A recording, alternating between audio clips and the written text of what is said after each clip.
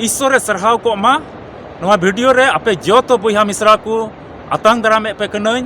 आपे जोतो को जिसु मारांग जय मसीह की ईश्वर बाबा दो सरीगी मिमित बतौर निंदे हरहो कते अबुआ जीवन रे नवा दिन और नवा मार्साले जुड़ाव का नवा साहेब एम को अबुना तिहिं नवा अत और ओक्ते तिहिं उका दो नवा वीडियो आमेम नेले कान से ईश्वर कथा नवा तिहिं आम आंजमे कान आम लिगे मिटे भगना अत और ओक्ते कना आम लिगे मिटे सौभाग्यमान ओक्ते और समय कना आम तो सरीगी ईश्वर कथा तुलि जुड़ा मेनामा से आमा मिटे मोज ओक्ते आमा जीवन रे कना ओना येते नुंकाना कथा तिहिं नवा होते ते आमेम बडाय दाड़िया कना अदो तिहिं नवा हुडी और खाटो मचा वीडियो होते ते दिला ईश्वर कथा को मिटे नवाना सिखनत से चिचिरा बुन चीज जोंगा ओका दो अबुआ जीवन लिगी नवा धरती तराम टुंडंग रे अडी लाभ अना कना नवा वीडियो से नवा चैनल तिहिं आम पहिल दमेम नेलदा और अडी जुदागिम नेलदा से थोड़ा हाहाड़ा ᱧᱚᱜ एम नेलदा आयमा तिर कथा को लयगो कना ईश्वर बाबा बाबत रे मनवा को बाबत रे बुहा मिश्रा को बाबत रे तबे नोंकाना हुदिस और हाहाड़ागिम अइके कान खाय तबे आमठे नेहर बिना आमा ईश्वर कथा को आर बडाय लगी से मजती चीज जों लगी कोई जों जीवन रे लहा लगी आत्मिक जीवन रे लहा लगी और जमाड़ो लगी नवा चैनल मा सब्सक्राइब का में लाइक में शेयर में और मिड एटा को बडाई चुकुम जेमन मिमित बुहा मिश्रा ईश्वर कथा को बडाय और उनको जमाड़ कान जीवन को खेमा तिहिं नवा वीडियो रे दो जुरी परी और ईश्वर बाबा नुकु पेने तलारे चीज संबंध मेना और चीज कना नवा रिश्ता दो नवा रिश्ता से नवा तनल दो तीन उरी तोल कना नवा बाबत रे तिहिं पुष्टव तेन लई बुना और बडाय चुरियान कुरुमुटुया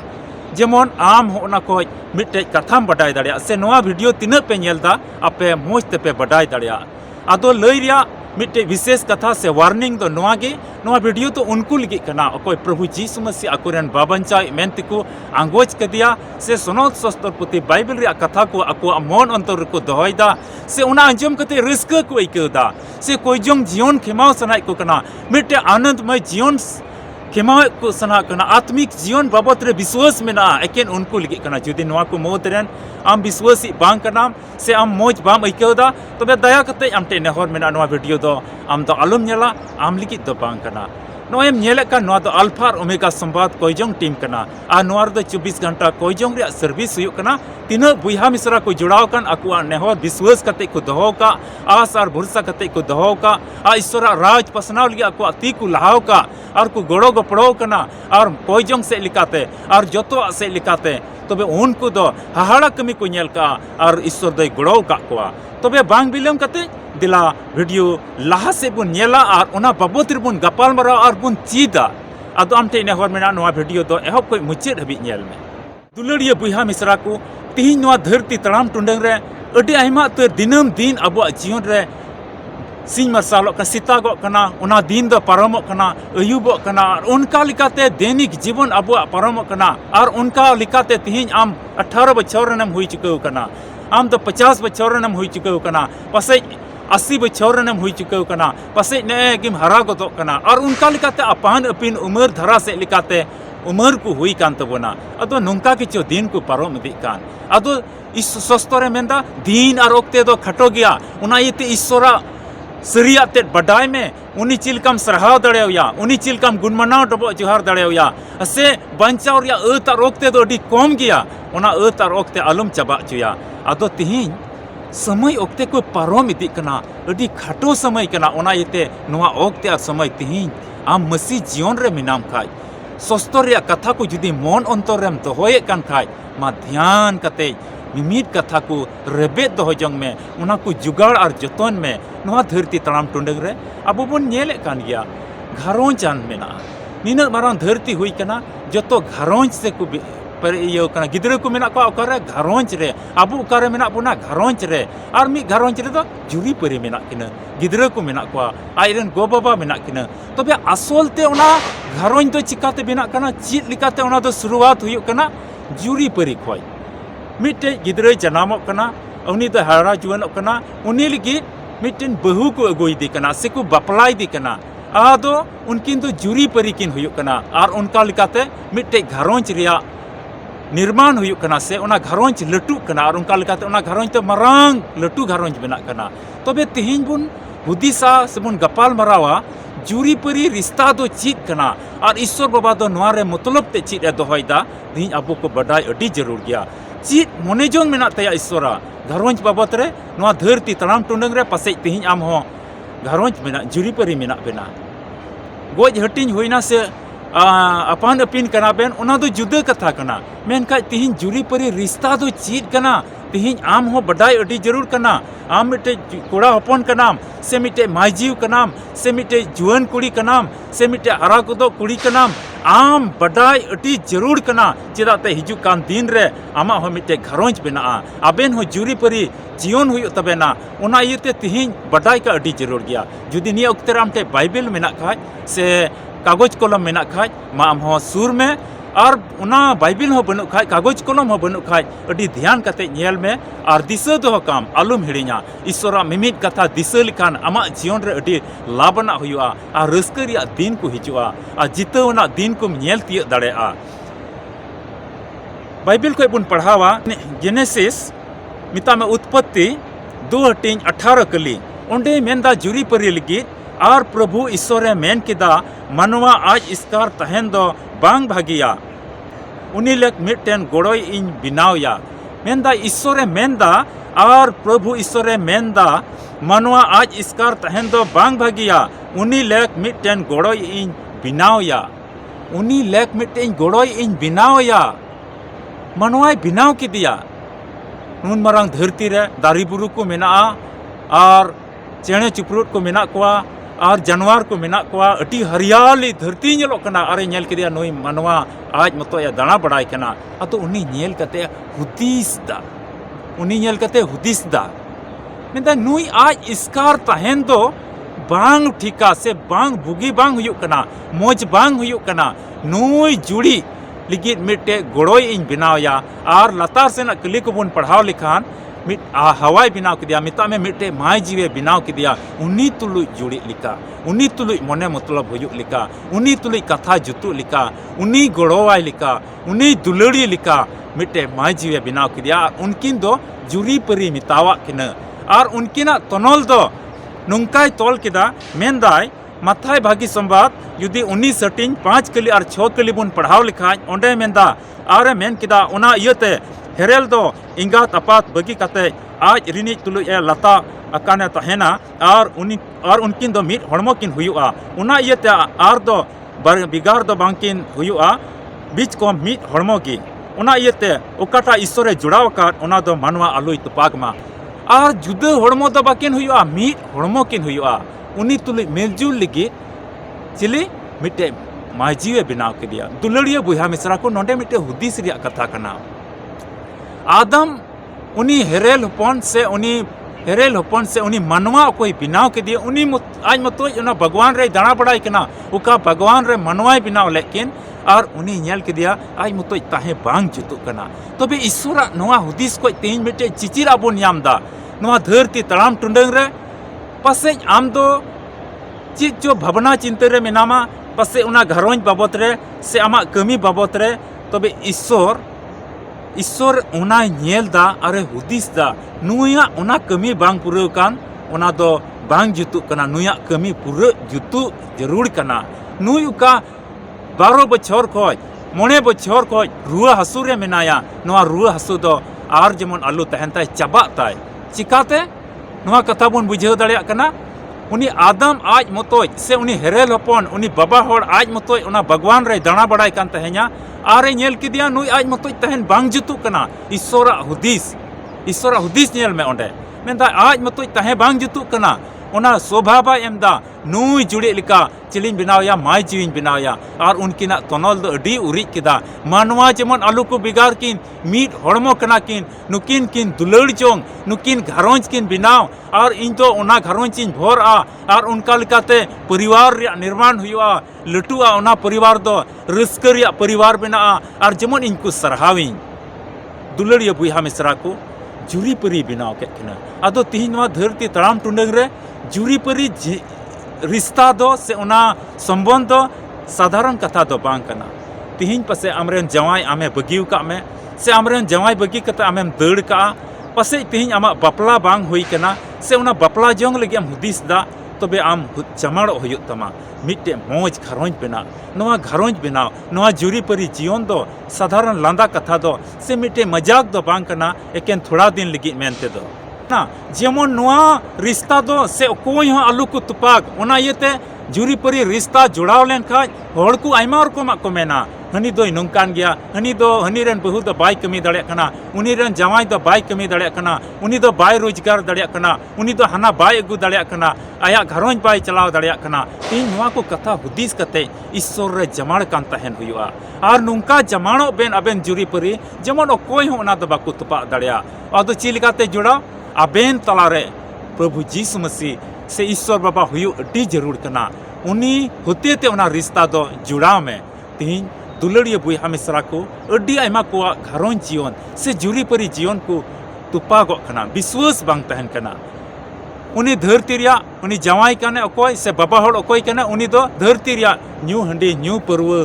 आ लुचा लामट और बड़ी कमी से गे चला कना ओना येते उनी रन बहु अकोय कने अकोय माइजीव कने उनी तो उनिया चली चलन को नेल कते बाय कुसी कना और बाय अगू दाड़े कना उना घरों बाय चलाव दाड़े कना समय अक्ते रे जम बाको नामदा किचरी खंडुआ बाको नामदा और उनका लेकाते उना परिवार दो तुपागो कना रपुदो कना से नुंका हो हुयु कना आयमा घरों रे जुरीपरी तला रे आइरेन ओड़ा होड़ से आइरेन बाबा होड़ दो एटा को माइजीव नेलते लालो चे जाय कना ओ इंजरेन बहु को उनी दो अटी मोजाय टी मोजे नेलोक कना से उनी माइजीवे हुदिसा आइरेन बहुई हुदिसा एटा बाबा होड़ नेलते से एटा हेरेल नेलते हुदिस या इंजन बाबा होड़ कोय से इंजन जवाई खोज दो नुई दो अटी मोजे नेलोक कना नुई टे इᱧ तहलेन खाय दो अटी भागी सुख ᱧᱚᱜ ᱤᱧ तहना रस्क ᱧᱚᱜ ᱤᱧ तहना मौज ᱤᱧ तहना मेनखा उना बांग कना आबेना जीवन रे नवा हुदिस हुआ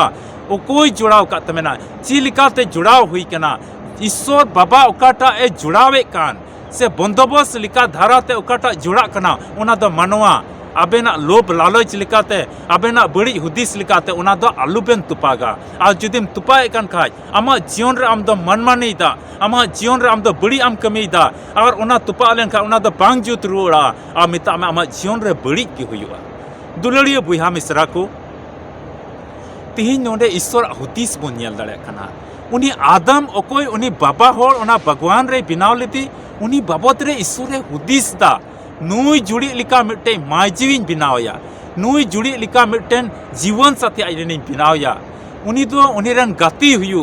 मिट हड़मो किन हुयु उनकिन तो कथा कथा मिलत तकिना दुलड़ जोंकिन और उनकिन दो मित तकिन तहना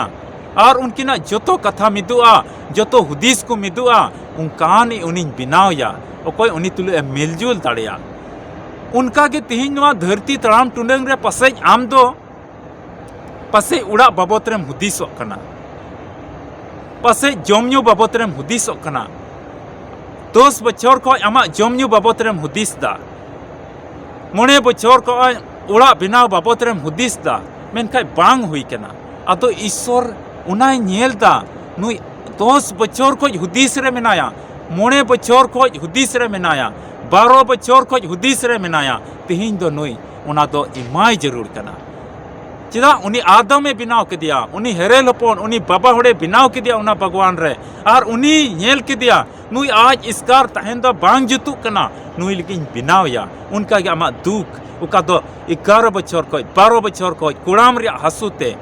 किडनी रिया हसुते आमा लिवर रिया हसुते मेट रिया आमा लुतुर रिया हसुते आमा टीबी रोग इयते आमा कैंसर रोग इयते आम गिदर पिदर बाम नाम को 17 18 बछर को आयमा बछर अबेना बपला हुईना इन बछर को गिदर को आम बावनु कुताबिना आदो उना ईश्वरे नेलदा नुंकाना दुख आ तकलीफ नुकिन किन सहावे कान से नुये सहावे कान नुआ दो बांग जतु कना नितो दो इमाय जरूर कना आदमे नेल के दिया आज मतो जो कना नुई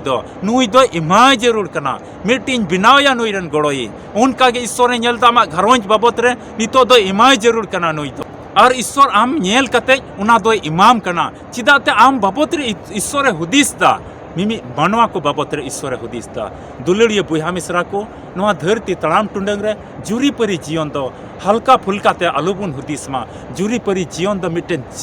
मिटन गहराई संबंध कना उका दो ईश्वरे बिनाव का और उका ईश्वरे बिनाव का उना को दो मानवा तुपा रिया आलु को कुरुमुटोइमा ओना इते तिहिं जुरी परी आबेन मेना बेना पासे बेन रेंगेज किया पासे बाबेन उड़ा दाड़े कावदा पासे जम न्यू समय रे बांग हुयुक कना बिला बिला बापे जम दाड़ेयाक कना पासे आयमा तर घारोंज रे चीज कुचो बनुआ आदो ओना को हुदिस कते आलुबेन चिंता ओना घारोंज दो ओना आबेना जीवन दो जमाण कते दोहयुआ मिता बे ईश्वरा कथा को मन अंतर ओना घारोंज रे जेमन तहन आबेना हुदिस करे तहन आबेना सोच विचार रे तहन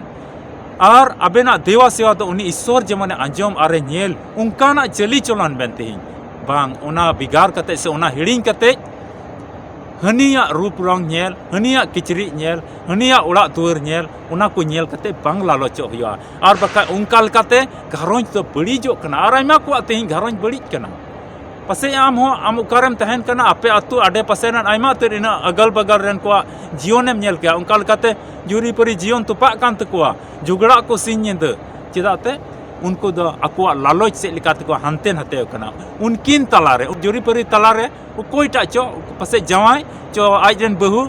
एटा हुदिस से को चलाव कना पासे मेहनत बनु तकिना पासे मोज पुंथा बनु तकिना ओना यते ओना जुरी परी रिश्ता दो तुपा कना अदो तिहिं आम जहाँ लिकानी बुया मिश्रा कान गियाम तिहिं ईश्वर रे जमाण कते आम तहन में आबेन बना होड़ कोई जंग जीवन खिमा बेन ईश्वरा कथा बेना मन अंतर रे तहन तबे एने गे ओना घरोंज तो जमाड़ोआ और बांखा नवा धरती तड़ाम टुंडग रे पैसा टका दो आमा घरोंज तो बाय जमाड़ दाड़ेया पैसा टका दो और बड़ी से इदी मिया पैसा टका दो बर्बाद से इदी मिया चिदाते ओना तहन खाय आम तो आयमा रकम आम हुदिसा और आमा घरोंज तो तहस नहस चाबा दुलड़िया बुया मिश्रा नवा धरती तड़ाम टुंडग रे तिहिं ओका दो निया वर्तमान समय रे सस्तोरे मेन सस्तोरे गुहास इलाकाते तिहिं अबो बन बडाय दाड़े कना धरती रे सीसा सीसी दिन कना ओना इते तिहिं अता रोकते मेना जुरी परी जीवन दो जमाड़ पेन हानते नाते रे लालच रे आलोबेन न्युरुआ आ मिटे मोज घारोंज बिनाव कान तहन आ नवा मोज घारोंज रे ईश्वर बाबा सरहा बेन ईश्वरा कथा बेना घारोंज रे हुयुक जरूरा कोई चोंग जीवन आबेना घारोंज रे हुयुक जरूर कना गिद्रा को मिटे मोज कथा से लिकाते उस्कुर को हुयुक जरूर कना मोज से अयूर को बेन तबे ने बड़ी बाकू रोड़ा बड़ी बाकू हुदिसा और आबेन की जुदे बड़ी हेवा बड़ी चली चलन को तहन का गिद्रा को बड़ी को रोड़ा और बड़ी से को चला और बड़ी आगे ओना घारोंज से दो हुयुक तबेना और उनका लकाते घारोंज दो तहस नहस तबेना और आमरेन रेन गिद्रा को हानते नाते चाबा दुलड़िया बुया मिश्रा को सस्तोर नवा पाठ उका बन पढ़ाव के नवा रे अटी पुष्टव ते मेंदा ईश्वरा बंदोबस्त कना नवा जुरी परी जीवन दो ईश्वरा बंदोबस्त कना ओना इते कोई जुरी परी तलारे ईश्वर बाबा प्रभु जीसु मसीह उपस्थिति मेना से उनिया थाम गड्डी मेना से उनिया राज मेना ओना जुरी परी जीवन दो अट्टा में अटी मोज ते सा उरी कना बांग तुपा गो ओना दो कासे लिकाते के रेंगेज तेतांग हिजु रहा बांग तुपा गोवा जम न्यू चाबा रहा बांग तुपागोआ किचरी खंडुआ बाकिन नाम रहा बांग तुपागोआ बाकिन चास दाड़े रहा बांग तुपागोआ रोजगार कम के तहन रहा बांग तुपागोआ नौकरी चक्री बाकिन नाम रहा बांग तुपागोआ चिदा अते उनकिन चुरी परी तला रे दो प्रभु जीसु मसीह उपस्थिति मेना से ईश्वर बाबा कथा को मेना कोई जंग से लेका तकिन जुड़ा कना और ओना करन तो अटी मोज जुड़ाव तहना और उनकिन जुरी परी जीवन दो 30 की बांग तुपागोआ आदो तिहिं आबेन जुरी परी चिलकान जुरी परी कना बेन आबेन ना घारोंज चिलकाना कना तिहिं ओना तिहिं हुदिस आर कांडोन में ईश्वर के आया कथा से लिकाते मा गोड़ो आरे भोर पे मा मसीरे दुलड़िया बुया मिश्रा को से जोतो जुरी परी को से तीना नवा वीडियो पे नेल का आपे जोतो को नवा वीडियो नेल काते तिहिं पुष्टव तेम बडाई का चिलकाते घारोंज दो जुड़ा और जुरी परी जीवन दो चीज कना और ओना दो चिलकाते उरीजुआ और मिता में जुरी परी और ईश्वर बाबा तलारे चीज मतलब कना तिहिं नवा पुष्टव तेम बडाई का अदो नवा वीडियो नेल काते हम मिद दम रे बाम बुझाव दाड़िया कना तो आमठे नेहर मेना और हो नेल में और आमठे नेहर मेना एटा वीडियो को नवा चैनल सब्सक्राइब काते एटा वीडियो को नेल में आयमा तो वीडियो रे नंबर को मेना ओना नंबर होते तो आमेम संपर्क दाड़िया नवा कोई जंग टीम रे आम जुड़ाव कते आमा नेहर कुम दोहो दाड़िया पासे नवा टीम रिया कोई जंग से इलकाते आमा आबेना जुरी परी जीवन दो रस्क हेज दाड़िया आबेना जुरी परी जीवन रे ईश्वर आर होय कोयो दाड़िया चिदाते बड़ी रोड आ बड़ी हुदिस आ बड़ी चली चलन से इलकाते आबेना जुरी परी जीवन दबेन मैले चपाव का आबेना जुरीपरी जीवन रे दो बड़ी हुदिस की बोलो कना आबेना जुरीपरी जीवन रे दो मेहनत बनुआ आबेना जुरीपरी जीवन रे दो रोजगार बनुआ तीन आबेना जुरीपरी जीवन रे घरोज ओड़ा दुआर मोजते बाबेन बिनाव दाड़े कावदा आबेन जुरीपरी जीवन रे दो आस्कित हेज बेन कना आबेन जुरीपरी दो हंडिन्यू से बेन चला कना बड़ी बड़ी बेन रोड़ा बड़ी बड़ी बेन हुदिस दा लालच से बेन पड़ाव कना ओना इता बेना घरोज रे तरक्की बनुआ आदो तिहिन जुदी मन बेन अचुरे कान खाज आबेन हो नोआ टीम रे संपर्क कते आबेन नेहर को बेन दोहो दाड़ेआ आबेन हो जुड़ाव कते आबेन नेहर को बेन दोहो दाड़ेआ आ नोआ कोयजों टीम रे ओका दो 24 घंटा कोयजों हुयुग कान ओना रे आबेन नेहर को ले दोहोया ईश्वर बाबा आया दया से लिकाते आबेना विश्वास लिकाते पासे जरूर वार बेना और बंचाव आ मिटे नवा बदल हिजुआ तबे वीडियो तो नोडे गिन मुचादा ᱧᱟᱯᱟᱢ बुन आर मिटे वीडियो रे और ईश्वर कथा को आरहों उनका के नवाना कथा बुन चीदा मा तबे आपे जोतो को रस्कते तहन तबुन पे कोयजों रे जमाड़ कान तहन तबुन पे नोआ गे आस कते आबुन प्रभु जीसु मसीह आर मितम आबु जोतो को इदिल गे हिजुआ आपे जोतो को मा जीसु मरांग जय मसीह की।